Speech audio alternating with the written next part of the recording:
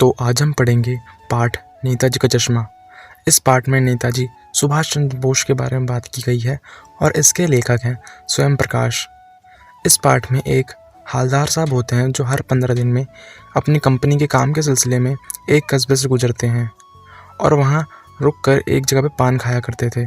उस कस्बे के नगर पालिका के लोगों ने बजट कम होने के कारण चौराहे पर नेताजी सुभाष चंद्र बोस का मूर्ति बना दी, पर बजट कम होने के कारण उनने मास्टर जी से मूर्ति बनाई और मास्टर जी मूर्ति में चश्मा लगाना भूल गए और कैप्टन जो चश्मा बेचा करता था उसने मूर्ति पर असली चश्मा लगा दिया।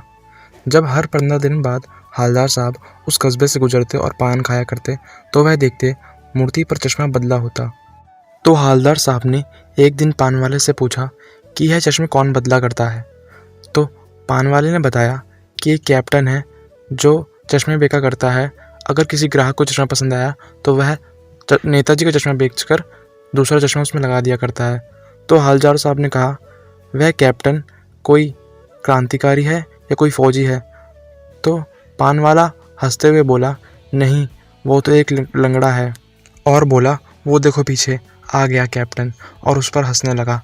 तो हालदार साहब को यह सुनकर बहुत दुख हुआ कि किसी देशभक्त पर कोई और हंस रहा है।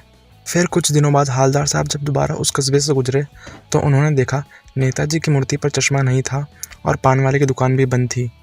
हालदार साहब जब दोबारा आए तो उन्होंने पान वाले से पूछा कि कैप्टन कहाँ गया? तो पान वाले ने रोते हुए बोला कि कैप्टन तो मर गया। यह सुनकर बहुत दुख हुआ कि कैप्टन मर चुका है और एक देशभक्त मर चुका है। हालदार साहब निराश होकर चले गए वहाँ से। फिर कुछ दिनों बाद जब हालदार साहब वहाँ से गुजर रहे थे तो ना चाहते हुए उनने मूर्ति की ओर देखा और मूर्ति पर एक सरकंडे का चश्मा लगा था। हालदार साहब यह देखकर बहुत खुश हुए कि अभी भी लोगों में देशभक्ति जिंदा है।